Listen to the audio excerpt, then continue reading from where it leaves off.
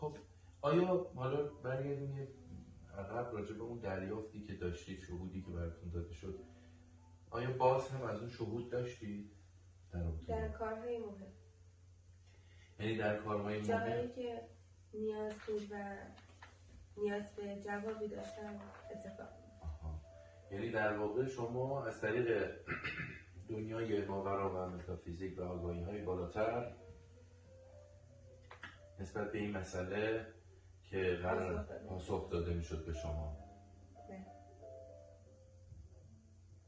کشور ایران یک کشور یکتاپرست بوده و در واقع از ما دین نداشتیم، ما فقط خدا داشتیم و اینکه اگه مردمی از کشور دیگه میخواستن دین وارد کنن ما مقابله میکردیم. درسته دین اونها رو مورد احترام قرار میدادیم ولی اینکه دین قبول بکنیم نه. شما پس در واقع همون آیین داشتید. آیین یعنی آیین مهر رو داشتید، آیینی که در واقع یکتاپرستی بوده و سه سپاس: پندار نیک، گفتار نیک و کردار نیک. مثلا میگم انسانیت رو رواج مهم نبوده که اون تاجر، اون فقیر، اون یه مغازه کوچک داره یا خانه داره یا هر چیز دیگه. بسیار عالی، چقدر زیبا. پس به دنبال فلسفه‌ای بودید که انسانیت رو رواج بدید و انسان‌ها بتونن در کنار هم با صداقت و راستگویی و وجدان، بدون اینکه از بالا به پایین نگاه کنن، بدون اینکه همه در یک سطح، اما در گروه‌های مختلف به خاطر کارایی‌هاشون، مهارت‌هاشون و توانمندی‌هاشون. درست.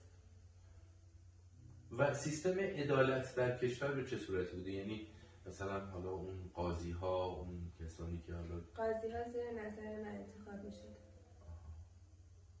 زیر نظر شما؟ بله. حالا در تاریخ از آتوسای بزرگ به عنوان یک زن قدرتمند نام برده شده. شما چقدر نسبت به همسرتون، حستون نسبت به همسرتون و پسر قدرتمندی که بعد از شما پادشاه میشه، خشایار بزرگ، خشایار شاه بگید، خانومتون رو چجوری توصیف میکنید آتوسا رو؟ قدرت بالا و توانایی کنترل عشق و محبت. بالاخره فرزند کوروش بزرگ بوده. آیا در بحث حکومت یا در یک سری بحث ها آیا ایشون شرکت میکردن؟ یعنی اینکه هر فرزند شما در بحث های زندگی بوده یا سیاسی؟ چون ایشون درست زن بودن ولی از احساسات زیاد برخوردار نبودن و بیشتر به این احساس باور داشتن که باید همه در رفاه و زندگی درست قرار بگیرن. این نبوده که دلسوزی بکنن و بخوان از خودشون مایه بزنن. سعی کردن مردم بر خودشون مایه بزنن. پس زن بسیار قدرتمندی بود اینجوری که میفرمایید.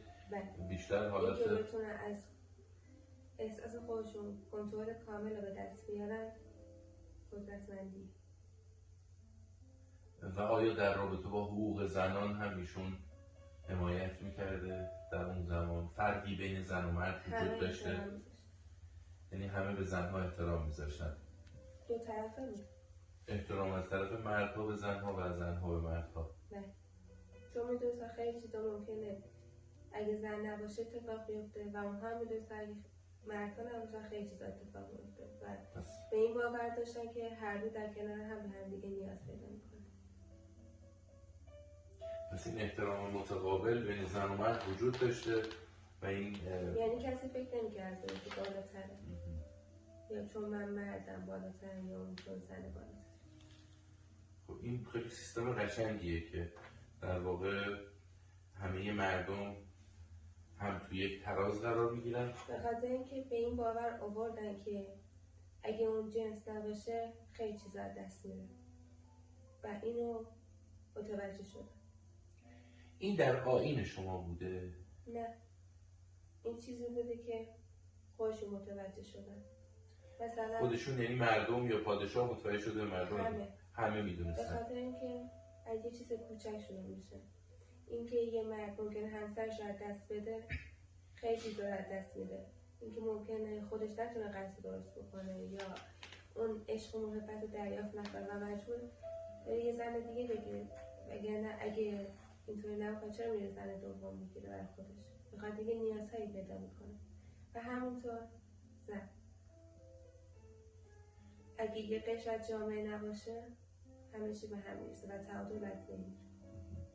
پس در واقع به خاطر این تعادله بوده که هیچ برتری بین زن و مرد وجود نداشته. نه. و این احترام باعث میشه که جامعه سالم درست بشه. بله. فرزندان قدرتمند و انسان‌های قدرتمند. بله. واسه این ممکنه بیشتر فرزندایی که در اون دوران به دنیا اومدن دختر بوده باشن، ولی هیچ مردی رضایتی نداشت و همه شاد بودن، چون میدونستن که با اینکه دختر ولی میتونن به جامعه کمک کنن و فرزندان بیشتر و محبت و عشق بیشتر. و همینطور اگه پسر بود میگفتن قدرت بیشتر و نظام حکومتی بهتر. یعنی دختر بود به خودشون خانواده میگفتن که عشق بیشتر، و اگر پسر بود میگفتن قدرت بیشتر، حکومت مثلا قوی تر. پس فرقی نداشته، اصلا خانواده ها ناراضی نبودن که بچه من دختر شد اون بگی بچه من پسر شد. هر دو راضی بود. و این ولی خب امروزه متاسفانه حالا حتی در همین عصر 2500 سال شما متوجه این نیستید که پسر ممکنه خیلی چیزا داشته باشه ولی قدرت اصلی وقتی زن نباشه به هیچ دردی نمیاد. و همینطور اگه فقط دختر باشه چه اتفاقی میفته وقتی مرد نباشه؟ شما همه چی در مرد میدید و زن رو کنار گذاشتید. ولی در واقع هر دو اینها با هم هستن، میشه یه یین و یانگی که همدیگر کامل میکنن. بله. بسیار عالی.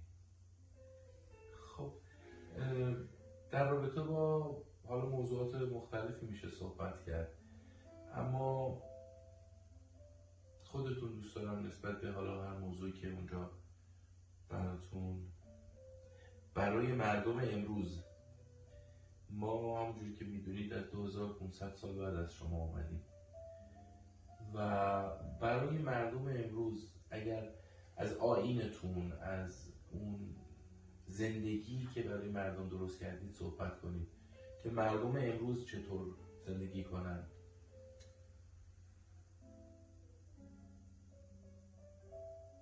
زمان من پول بود، غذا بود، خانه بود، رفاه بود، ولی کسی برای پول بیشتر تلاش نمی‌کرد چون رضایت و شادی داشت. و اگه کسی میخواست پول بیشتر در بیاره با شادی اون کار انجام میده و بیشتر مردم سعی میکردن با همون پولی که دارن رضایت داشته باشن و اگه چیز بیشتری میخواستن برش تلاش میکردن، نه اینکه چون پول بیشتر براشون خوشبختی بیاره. و شما الان برعکسشید، پول بیشتر براتون خوشبختی فکر میکنید میاره، در صورتی که خوشبختی اصلی درون شماست. یعنی چی این خوشبختی اصلی چی میتونه باشه؟ یعنی اینکه از همون مقدار پولی که در میارید، از همون خانه‌ای که درش هستید، از همون فرزندان سعی کنید لذت ببرید. شاید پول کمی باشه ولی همون رو سعی کنید لذت ببرید و بعدش میبینید بیشتر میشه. و اگه میخواید بیشتر باشه باید براش تلاش بکنید. چیزی نیستش که بدون تلاش به دست بیارید. حتی در زمان من به کسی اجازه نمیدادم که برای پول بیشتر هر کاری انجام بده. این ممکن مثلا شغلش تاجر باشه و میخواد برای پول بیشتر یه چیز دیگر شروع بکنه. مدیریت داشتید روی اینجور چیزها؟ بله، چون هیچ کس نباید پول افراطی داشته باشه. چرا اون پول افراطی چی کار میکنه؟ به خاطر اینکه طمع میاره، دروغ میاره و اون رضایتمندی رو به دست نمیاره. پس در واقع شما روی بیس شادی و رفاه اجتماعی و رضایتمندی اجتماعی کار میکردید. درسته ایران در زمان پادشاهی های قدیم، حالا از زمان شما دوره های اشکانیان و ساسانیان که بعد از شما میاد، مردمان بسیار شادی بودن و جشن‌های زیادی در تقویم تاریخی ایران نوشته شده بوده. بله، به خاطر این مهم نبود در چه درآمد یا قشر زندگی میکنن، همه در یک سطح بودن. ممکنه اون تاجر با یک فقیر هم صحبت بشه، فقیر منظورم کسی که بی پول نیست، منظورم سطح پایین. درسته. یا اون کسی که در سطح معمولیه با کسی که در شاهنشاهی خدمت میکنه هم صحبت بشه و همه اینها با هم دیگه صحبت میکردن، حرف میزدن و میخندیدن.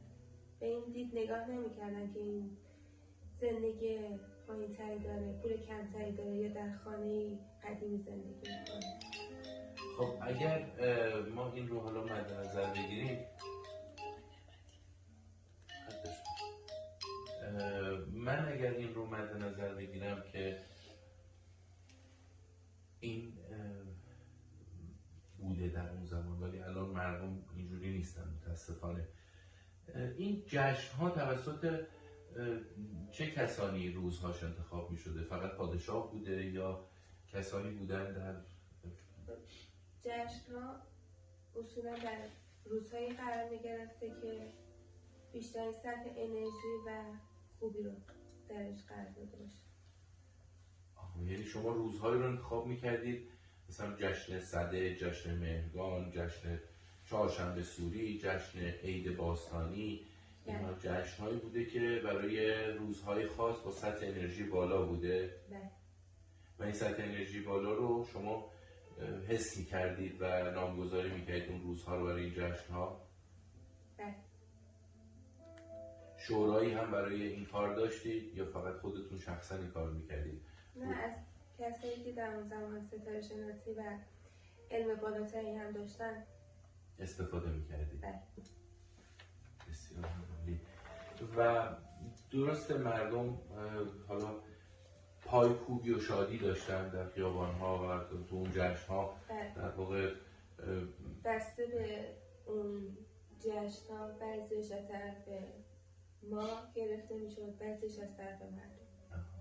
یعنی اینطوری نبود که فقط یه طرف باشه، همش یا مردم باشن یا همش ما. یه بعضی‌ها رو ما میگرفتیم، بعضی‌ها مردم. ما یه جشنی به یادگار مونده از اون موقع، جشن چهارشنبه سوری که آتشی روشن میکنند. جشن زیباییه، حالا کاری با الانش نداریم که چه کارهایی میکنن، اما موضوع اینجاست که دلیلش چی بوده که آتش رو انتخاب کرده بودید؟ در آیین ایران آتش به عنوان یک نماد بوده. این نماد آتش چیه؟ چون بعضیا به اشتباه میگن ایرانی‌های قدیم آتش پرست بودن. خب قطعا که این کاملا اشتباهه. اما آتش رو برای چی به عنوان یک نماد انتخاب میکردید؟